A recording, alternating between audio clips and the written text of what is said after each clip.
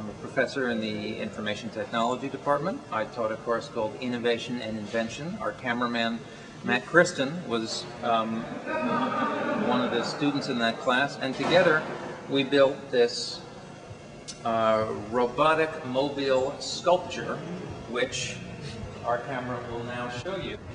There you see the Manta hanging from 4 lines.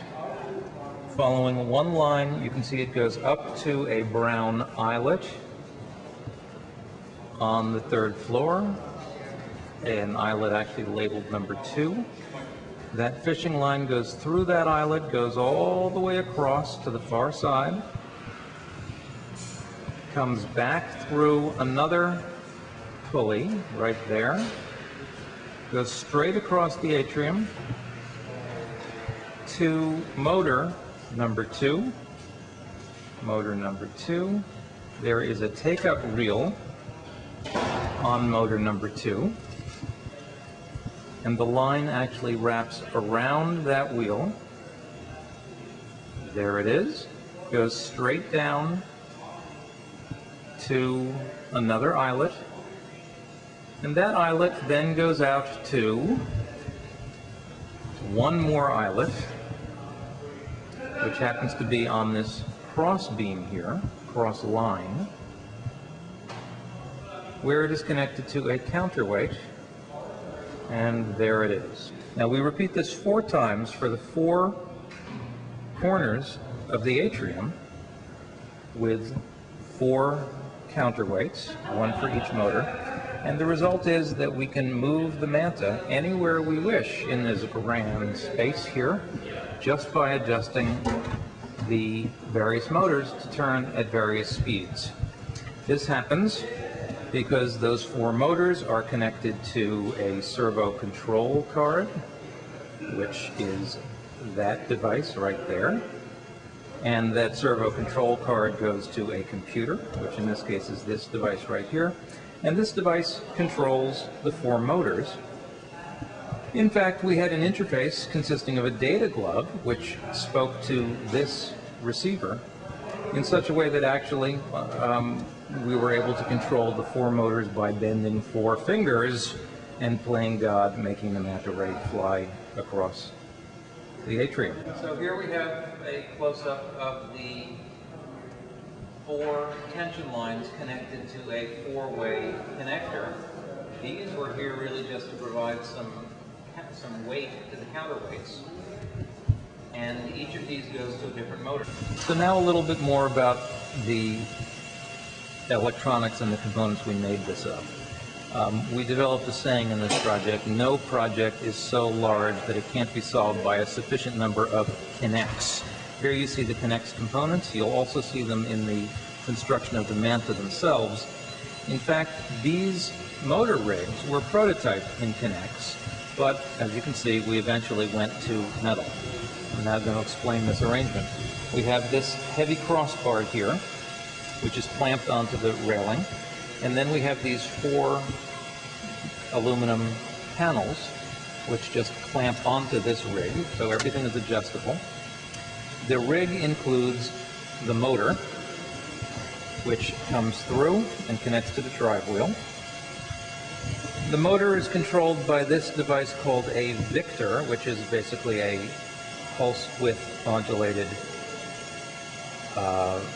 amplifier, which takes computer inputs and turns them, computer inputs intended for a servo controller, and turns them into pulse width modulated signals appropriate to a motor like this. A lightweight yet flexible and remarkably robust structure made from nylon rods, which are admirably flexible, and joined by connexes. In this case, you see the pulley system that we were using to slide this guy down the track.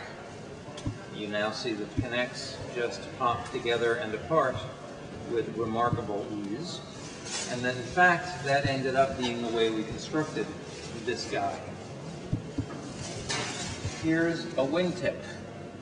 And you can see that we have these nylon rods that we hot glued little connectors onto, snapped them into these triangle pieces, and then, in a triumph of pragmatism, slopped a little hot glue on the joints so that the thing wouldn't pop apart when the thing was yanked through the air.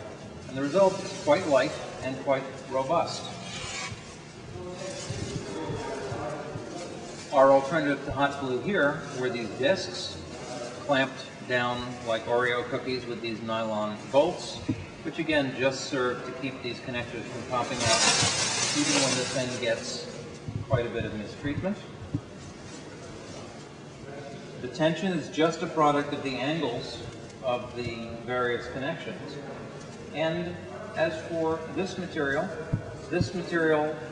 comes from a very large plastic bag used to keep buns on a bun warmer in a kitchen toasty as they're cooling from the oven.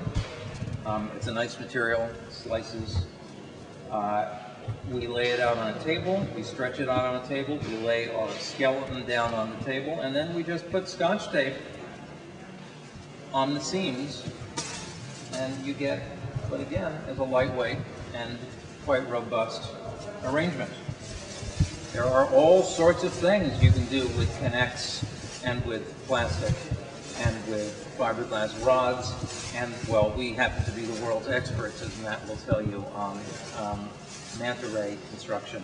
I think there are all sorts of other interesting possibilities, including perhaps a pterodactyl built out of K'NEX for the Rochester Science Museum. We also have a manta with a skin of stretched fabric, and our man Matthew is about to reel in the manta just so you can see that it actually has some promising aerodynamic characteristics. So Matt is winding this guy up in order to just show that it glides quite happily.